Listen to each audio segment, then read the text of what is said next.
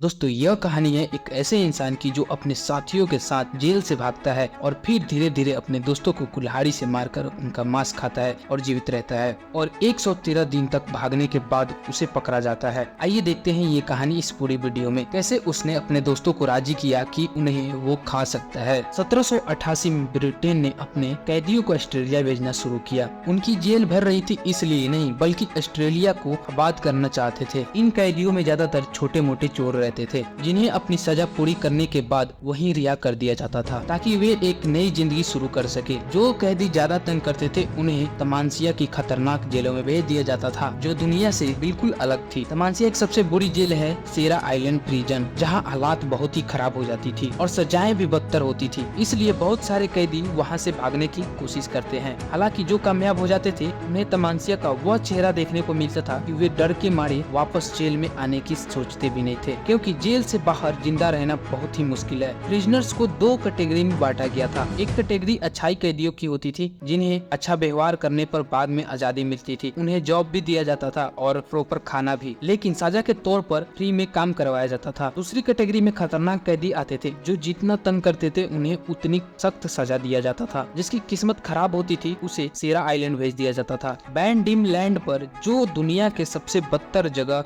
मानी जाती थी। अगर आप कैद में हैं तो सेफ है। जो कैदी ज्यादा तंग करते थे उन्हें खुद से बाहर कर दिया जाता था क्योंकि बाहर रहना नामुमकिन था। जो और तंग करते थे उन्हें फ्लॉग किया जाता था, यानी 9 रस्सियों से बनी एक बीप से मारा जाता था जिससे उनकी हड्डियां टूट जाती थी। यह स्टोरी अलेक्जेंडर पियर्स की है जो हमेशा किसी न किसी मुसीबत में फंसा रहता था। 1819 में जब सिर्फ 26 साल का था तब उसने 6 जूते चुराने के जुर्म में उसे पकड़ लिया गया और आयरलैंड की एक जेल में भेज दिया गया। फिर अक्टूबर 1819 में एलेक्स को कैसल फार्बस में 140 दूसरे मजदूरों के साथ एक शिप पर सिडनी के पास ऑस्ट्रेलिया में ट्रांसपोर्ट कर दिया गया। 166 दिन बाद 27 जून 1820 को वह ऑस्ट्रेलिया पहुंचता है। 4 मार्च को उसे पहली असाइनमेंट मिलती है तमांसिया के आइलैंड पर। अब एलेक्स के पास कोई स्किल नहीं था तो उसे एक फार्म पर मजदूर की हैसियत से नौकरी मिली। किसानों के साथ आराम से काम करते अचानक एलेक्स के दिमाग घूम जाता है और वह फिर बुरे कामों की वजह से जेल चला जाता है। इस बार उसे चैन गैंग में डाला जाता है, लेकिन कुछ ही समय बाद उसे रिहाई मिलती है और वह एक लोकल कांस्टेबल की नौकरी करने लगता है। 16 हफ्तों के बाद वह फिर चैन गैंग में शामिल हो जाता है। 1 साल गुजर जाने के बाद दिसंबर में उसे एक भेड़े के फार्म पर नई जॉब मिलती है। यही वह जगह है जहां से उसने पहली बार अपने 4 दोस्त के साथ फरार होने की कोशिश की और 3 महीने बाद पकड़ा गया। जेल में वापस आने पर एलेक्स की रवैया और खराब हो जाता है और 18 मई 1821 को उसे 50 कोड़े की सजा मिलती है क्योंकि उसने 2 चिकन और 1 डक चोरी की थी। सजा मिलने पर भी उसको कोई फर्क नहीं पड़ा। जब्स बदलती रही और वह बार बार चैन गैंग में जाता रहा। आखिरकार बात बढ़ गई और एलेक्स नशा करने लगा और मारपीट के जुर्म में पकड़ा गया, जिसके बाद उसे 6 महीने तक चैन गैंग में रखा गया। इस दौरान वह अपने पास काफी चीजें इकट्ठी करते गया। मार्च 1822 में एक बार फिर वह अपने 6 दोस्तों के साथ जेल से भागने में कामयाब हो गया और 4 महीनों बाद पकड़ा गया। पकड़ा जाने के बाद उसे कड़ी सजा दी गई और उसे सेरा आइलैंड प्रिजन में भेज दिया गया। यहाँ उसकी सजा खत्म होने में अभी 4 साल बाकी था, लेकिन इन 4 सालों में बहुत कुछ झेलना पड़ सकता था जो एलेक्स के बस की बात नहीं थी। 1 महीना बाद वह फिर से भागने की कोशिश करता है। 20 सितंबर 1822 को जेल में आने के बाद एलेक्स और कुछ अन्य कैदी भागने की प्लानिंग करते हैं। इस ग्रुप में 2 प्लानिंग करने वाले थे, रॉबर्ट और मैथ्यू, जो पुराने दोस्त भी थे और एक छोटी सी बोट की चोरी की सजा काट रहे थे। इस बार प्लान यह था कि जब उन्हें कोई काम करने के लिए भेजा जाएगा तो वे भागेंगे। उन्हें लकड़ी काटने का काम मिलता है जिसका मतलब था कि वे आइलैंड से मेन लैंड पर जाएंगे। उनकी जंजीरें भी उतार दी जाएगी और उन्हें एक हथियार भी दिया जाएगा जो कि एक कुल्हाड़ी थी। अब जो बात आपको बताने जा रहा हूँ वह कमजोर दिल वाले लोग सोच समझ के सुने। यह बात खुद एलेक्स ने बताई थी। ये लोग अपने जिम्मे लगाए काम के लिए जा रहे थे। जैसे ही बोट पास आती है एक कैदी जल्दी से उस पर चढ़ जाता है, इससे पहले कि गार्ड उसे रोक सके कि पहले ही बाकी लोगों को धमका देता है कि इनके पास हथियार हैं। वो वहाँ से सारा खाना चोरी कर लेते हैं और आग बुझा देते हैं ताकि वे लोग पीछे से सिग्नल ना भेजे। फिलिप्स आइलैंड पर पहुंचकर वो अपनी बोट तोड़ देते हैं और उसके टुकड़े छिपा देते हैं। फिर वो एक माउंटेन की तरफ चलने लगते हैं। करीब 3 बजे आसपास वो माउंटेन की बेस पर होते हैं। टॉप पर जाने के बाद वो आसानी से जेल को देख सकते थे और इस डर में भी थे कहीं जेल वाले उन्हें देख न ले, तो वे छुपे रहते थे। पूरा टॉप पर जाते जाते रात हो जाती है। वो लोग आग जलाते हैं और आराम करने लगते हैं। सुबह होते ही वे चलने लगते हैं और जितना हो सके टॉप जॉब पर रहते हैं। शाम होते ही वहीं खाना खाते हैं और कैंप लगाते हैं और फिर सो जाते हैं। तीसरे दिन सब लोगों को भागना होता है और ऊपर से मौसम खराब, बारिश रुकने का नाम नहीं ले रही थी और ठंडी हवाएं हर तरफ चल रही थी। घने जंगलों से गुजरने के बाद दरिया से भी गुजरना पड़ा, जिससे वो सर से पांव तक भीग गए और ठंड से कांपने लगे। आगे देखते हैं तो धुआं ही धुआं। उनको समझ नहीं आ रहा था कि आखिर जाना किधर है, लेकिन इतना सोचकर सबको सुकून मिलता है कि उनके पीछे अब कोई नहीं आ रहा। उस रात वो एक बंजर चोटी पर रुकते हैं, लेकिन वहाँ से उनको कोई नहीं नजर आता और न ही उनको कुछ खाने को मिलता। यहाँ तक कि उन्हें एक बिल्ली भी नजर नहीं आती जिसे वो खा सके। रात होते ही आराम करते करते कुछ कैदी बात करते हैं कि जेल से भागकर बहुत बड़ी गलती कर दी। 5वें दिन भारी बारिश ने उन्हें कैंप से बाहर नहीं निकलने दी। 7वें दिन बारिश रुक गई और वे अपने जेल से 19 किलोमीटर दूर फ्रेंच मैन के कैंप की ओर बढ़े। घने जंगल में उन्होंने रास्ता साफ करने के लिए पेड़ काटे, लेकिन 3 कैदी गायब हो गए, जिससे इन तीनों को चिंता हुई। 10वें दिन फिर से बारिश शुरू हो गई और उन्होंने पहाड़ की चोटी पर कैंपिंग किया। अगले दिन उन्होंने एक नदी पार की, लेकिन उनके टूटे हुए जूतों ने चलना दर्दनाक बना दिया। भूख और ठंड से कांपते हुए वो प्रतिदिन केवल 4 से 5 मील ही जा सकते थे। 15वां दिन एक बड़ी नदी उनके रास्ता रोक दिया। उन्होंने जीवित रहने के लिए उनमें से एक को बलिदान करने का फैसला किया। उन्होंने एक गेम खेला और उस गेम में थॉमस को चुना। थॉमस को रॉबर्ट ने मार गिराया क्योंकि ऐसे कामों में रॉबर्ट एक्सपर्ट था। उन्होंने जीवित रहने के लिए थॉमस को खाया। 18वें दिन रॉबर्ट ने जॉन पर कुल्हाड़ी से हमला किया, लेकिन जॉन बच गया और रॉबर्ट से कुल्हाड़ी छीन ली। 4 लोग बचे, जॉन, एलेक्स, रॉबर्ट और मैथ्यू। जॉन ने सुझाव दिया कि एलेक्स और रॉबर्ट को एक साथ रहना चाहिए। 2 दिन बाद एलेक्स, रॉबर्ट और मैथ्यू ने जॉन को खाने के लिए मार डाला। आगे बढ़ते ही एलेक्स को रॉबर्ट पर शक हो गया। संदेह हुआ कि वह उसे मारने की योजना बना रहे हैं। एक रात उसने रॉबर्ट को कुल्हाड़ी उठाते देखा, लेकिन उसने आवाज कर दी, जिससे रॉबर्ट सतर्क हो गया। एलेक्स जानता था कि उससे कुल्हाड़ी लेना है, लेकिन वह नहीं कर सका क्योंकि रॉबर्ट ने अपने सिर के नीचे कुल्हाड़ी को रख कर सोया था। कैसे भी करके एलेक्स ने रॉबर्ट को मार डाला और अकेला आगे बढ़ गया। 8 नवंबर को 49 दिन हो चुके थे इसको भागे हुए। एलेक्स को कुछ भेड़ें नजर आती हैं, जिसका चरवाहा वही था जिसके पास एलेक्स ने काम किया था। वो एलेक्स को पहचान तो नहीं सका क्योंकि एलेक्स की हालत बहुत ही खराब थी, लेकिन कुछ देर बाद एलेक्स ने पुरानी बातें बता के उसको यकीन दिलवाया और यहाँ कुछ दिन रहने के बाद वो कुछ सामान अपने साथ लेके आगे निकल जाता है। कुछ दूर जाने के बाद उसको एक और आदमी मिलता है। वो आदमी था जिसके लिए उसने 6 महीने नौकर के तौर पर काम किया था। जब ये कैदी था तो वो आदमी एक कंपनी का मालिक था और उसने एलेक्स को नौकरी दे दी और एलेक्स उसके पास से भेड़ें चोरी करने के काम पर लग गया और आखिरकार 18 जनवरी 1823 को वो